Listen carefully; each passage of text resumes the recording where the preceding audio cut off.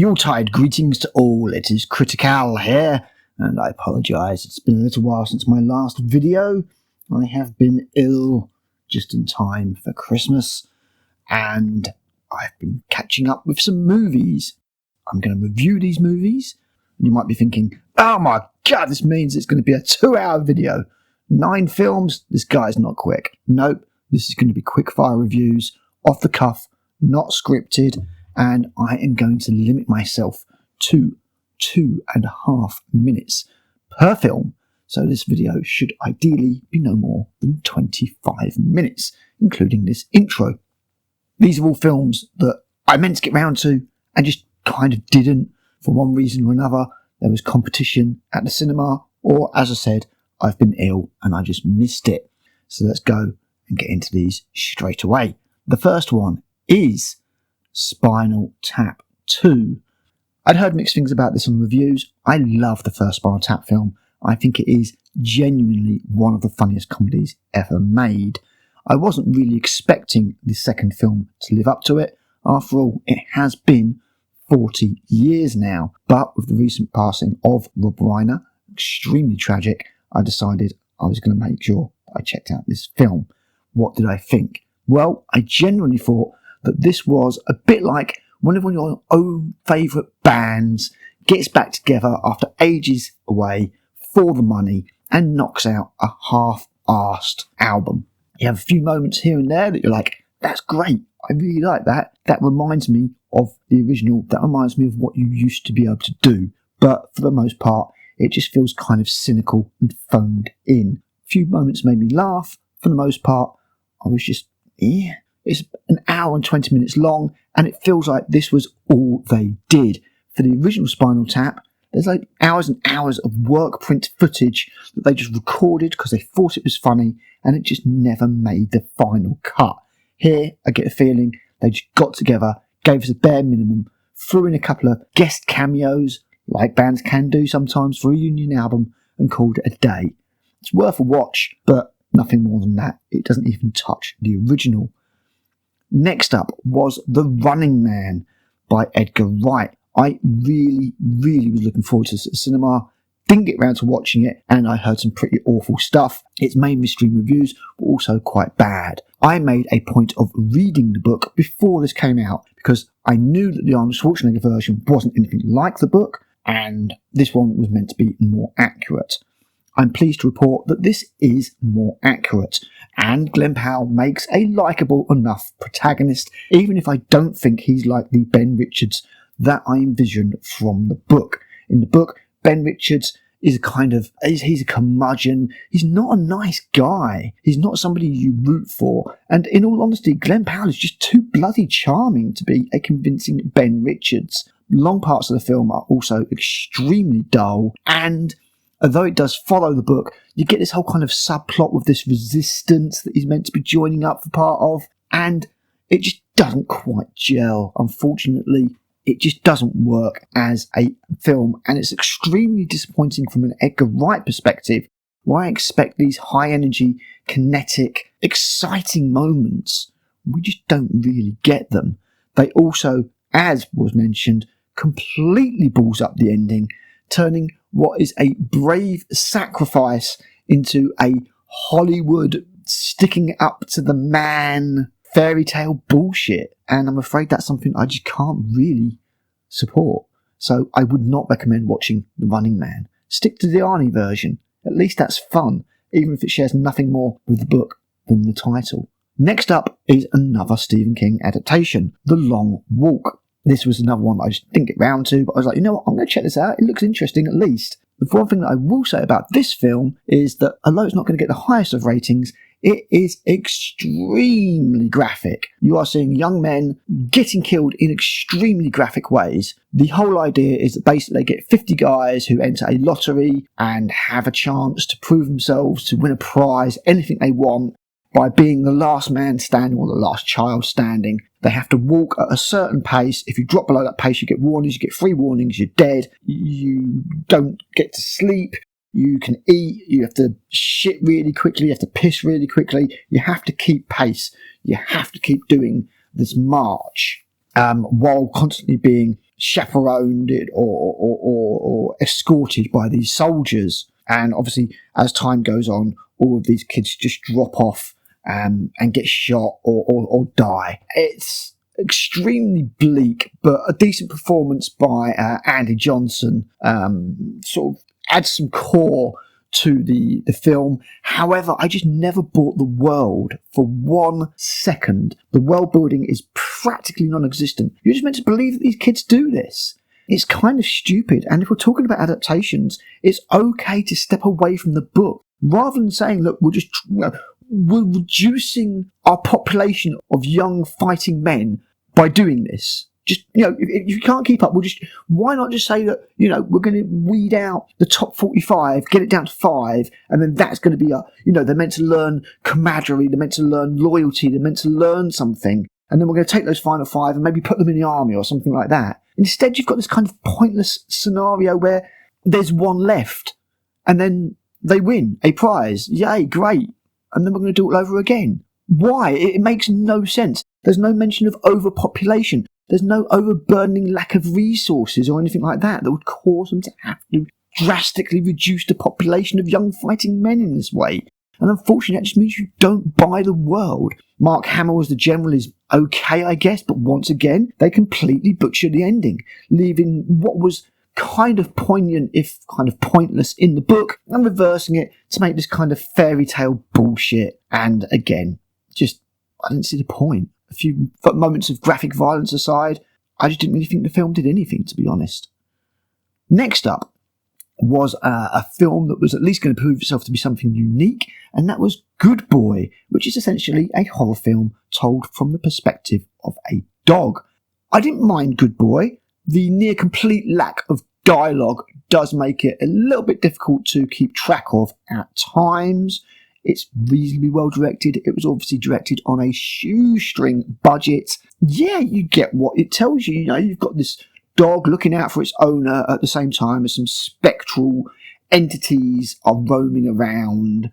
And without giving away too many spoilers, it's just about the relationship between this dog and its master and these things that it's got to deal with, but from the dog's perspective. The main problem I had with Good Boy is that this story could easily have been told in half an hour, maybe even 20 minutes. It is incredibly dragged out, and I honestly thought that it would have worked better as part of a horror anthology with some other stories to keep you invested. As it was, this didn't quite work for me. I can totally appreciate what the makers were going for, and I applaud what they did. Getting a dog to react and even almost show emotion in certain ways, very, very good. But it could have been a 20-minute part of a bigger narrative or a bigger film, and I thought that would have been absolutely fine. Next up, we gave the horror miss completely, and we went for Good Fortune.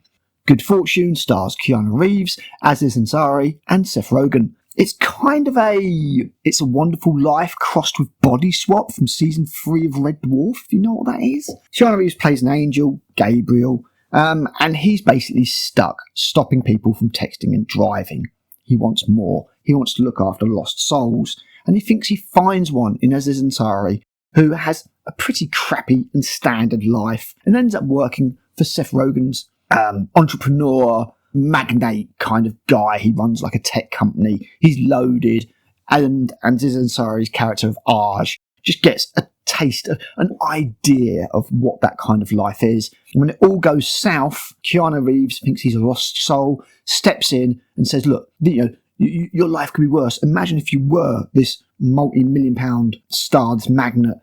Imagine how empty your life is. Problem is that Arch really kind of likes that life, and it completely backfires on Keanu Reeves, who gets demoted and then fired from being an angel, and then you get the whole thing going on. Seth Rogen finds out what's going on, and obviously Seth wants to switch back, Arch doesn't, and then you've got a whole dynamic there. And on top of that, you've got the whole thing of where there's this character called Alina, played by Kiki Palmer, who likes Aj the way he was and doesn't like this new Aj.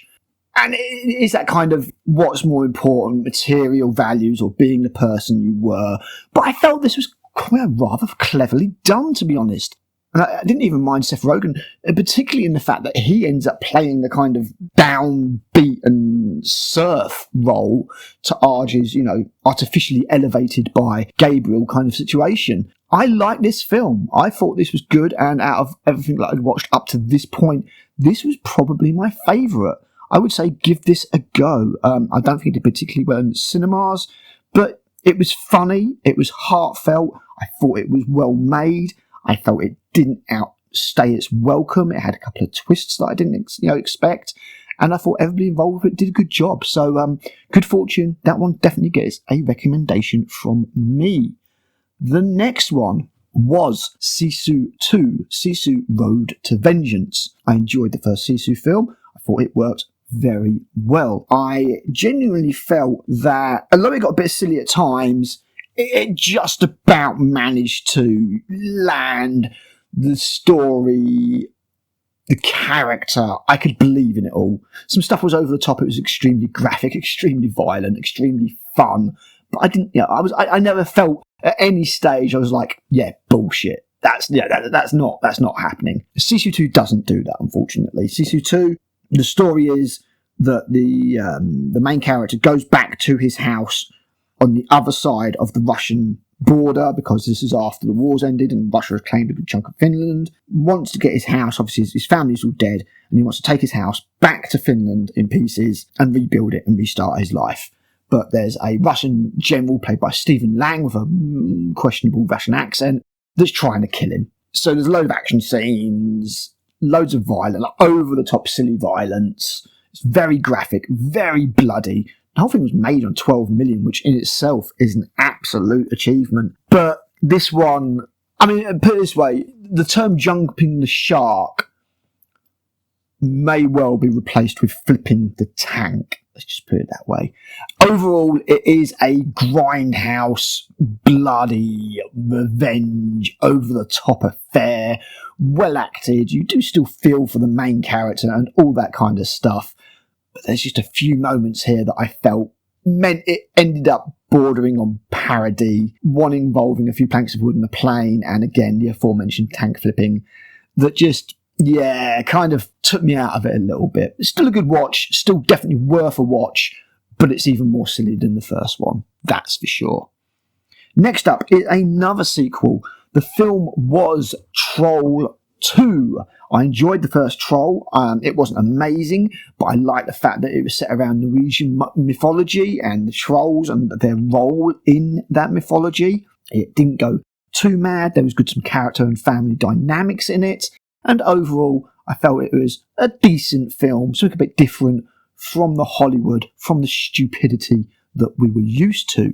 Unfortunately, Troll 2 is not this film. Troll 2 basically borrows from every Hollywood property that it can and just churns out the most stupid, generic, boring film that I've seen for quite some time. The two main women protagonists cause nearly every single problem in the film and face no accountability. The males face all the accountability.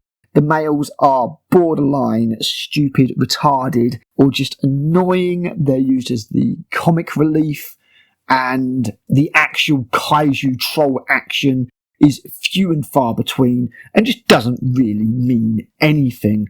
It does bits of National Treasure, it does bits of Transformers, like at the start of the film, the evil troll is all frozen in like a hangar, like a dam facility, just like Megatron from the first Transformers movie. In fact, one of the characters even refers to him as Megatroll, but none of it is ever done with a knowing wink. None of it is ever done with an awareness. And it's just, despite a couple of moments here and there that are okay, all falls flat, predictable as hell, extremely disappointing after what I thought was a half-decent first film. Next up is Afterburn, the new David Bautista vehicle, and this is just as generic as they come, really. It was okay, it knows what it is. It's a dumb American action film, filmed somewhere in Europe to save money. The plot is vaguely that it's set in a kind of post-apocalyptic world where all of the electricity has been turned off, and this guy is basically somebody who just goes around retrieving artifacts, things that are left behind for this King of England character played by Samuel L. Jackson. Yeah, okay, I guess. And he's sent off to go and recover something, and he's got a team of people that he ends up, like a resistance, he ends up working with. They're resisting against this evil General Volkor or something his name is. He's played by the ginger guy with the great big beard from Game of Thrones. It's alright. I didn't hate it. It's stupid. It's dumb. It's reasonably predictable. Nothing's really going to survive you. But I thought the female character played by Olga Kulishenko, who was the female Taskmaster in that awful Black Widow film, she's actually pretty good. She didn't really ever dip into Mary Sue territory. She was not this really annoying girl boss that constantly kept putting down the male character. They had a fairly good dynamic, but the film itself, as generic as they come, some cool action sequences aside, it's the kind of thing that you'll watch, not hate, but nothing will stick and you'll forget it 5 minutes afterwards. We're getting there. Thanks for sticking with me. Next up, we had a film that I was very interested in and only really missed, unfortunately, due to looking after my wife who'd been through surgery, and that is Keeper by Oscar Perkins. Now, Longlegs was one of my favourite films of 2023, I want to say. Or was it 2024? I think it was last year, 2024. I love the cinematography. I love the tension that was built up. The story was okay, and Nick Cage got to do his Nick Cage thing. I loved Longlegs. The Monkey, also by Oscar Perkins, again, based on a Stephen King story, was okay, had some good kills, didn't quite work for me, wasn't as good. The fact that it was played up as a comedy didn't really help. Oscar Perkins, that's not really his wheelhouse. Here, we're back to horror, and that is a good thing. This new couple go out to a house, the guy's acting a bit weird, the woman starts seeing things, there's this whole mystery revolving the house and the woods and the strange characters. The main character's got like a cousin that's acting all weird, it's a bit off kilter, and as the film progresses you find out what's going on, and it goes more into the realms of supernatural and sort of body horror, moving away from the psychological tension that was originally promised. What I liked about this film is that this is a return to Oscar Perkins doing some amazing things with cinematography, framing, angles and shadows, and in this one, more than Longlegs, because Longlegs made a lot of use of the darkness of shadows, of suggesting things at the edge of the frame that you can't quite see. What Oscar Perkins does in this film is he plays with light and reflections in a very clever way, which I really enjoyed. The film itself is so-so. There was a few twists and turns, there was a few things I didn't see coming. Tatiana Maslany actually gave a very good performance. I thought she was good. I didn't like it as much as Longlegs, but it's definitely worth a watch. This is like a 7 or an 8 out of 10 for me, were to give those kind of ratings. I might be slightly biased because I'm giving major points to the technical points of the film, the cinematography, the way that it's filmed. The story itself is maybe a little bit janky in here and there, but I still think this is worth a watch. And again, if like me, you're a fan of Oscar Perkins' style, I think you're going to get something out of this film that maybe the average film goer won't. We're going to end on one last film that I've just added in at the end here, and that is The Astronaut, starring Kate Mara. This is a film where Kate Mara returns from space. She's been doing a mission. There's like a hole in the capsule when she lands, and this sort of stuff over her. She's taken an injury. She's escorted off to a facility to be monitored, and things just start happening to her. She starts to experience weird things and see weird things around her, and you're like, oh, are there aliens around, or is there some kind of experiment going on? Is her adoptive father, played by Lawrence Fishburne, telling her everything she needs to know? She's got a kid, all this kind of stuff. It's a bit of a mystery sci-fi thriller type thing. Pretty basic. Kate Mara's okay. One of the main things that did stick out to me in this film was, look, there's a 45-minute stretch of the movie where there's no male characters. It's just females talking to each other, passing the Bechdel test constantly. Yeah, it's kind of boring, didn't really work. When the film does finally get going, yeah, it was all right. And I saw the ending coming from a mile off.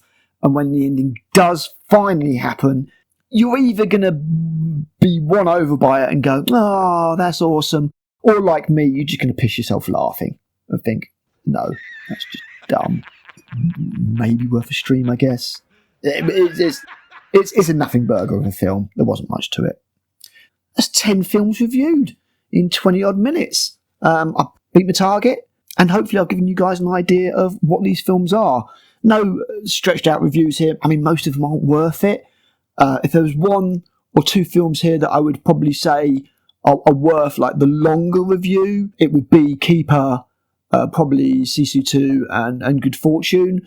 The Stephen King ones you could always just slap into one review. In fact, I have got another video coming out regarding Hollywood's cowardice or recent cowardice when it comes to adaptations. But yeah, that's it all caught up on. There's nothing that's just amazing there, just some films I enjoyed and a few films I thought were awful. Probably the most disappointing here was The Running Man. I thought Edgar Wright would do better. I get the feeling there's been some meddling there. Very little of Edgar Wright's elan comes through. The Running Man reminds me of the Total Recall remake with Colin Farrell, where it is more true to the book, but it's boring as hell, and you just rather watch the Arnold Schwarzenegger version. So that's it from me. I don't know if I'm going to be getting another video out, well, certainly before Christmas. I'll try before the end of the year. Failing that, I will be on the Nielsen's Ratings end of year show. I dare say I'm going to pop up on some other streams as well. Thanks for watching, guys. Have yourselves a great Christmas. I have been Critic, and I'll be back with another video soon. Bye.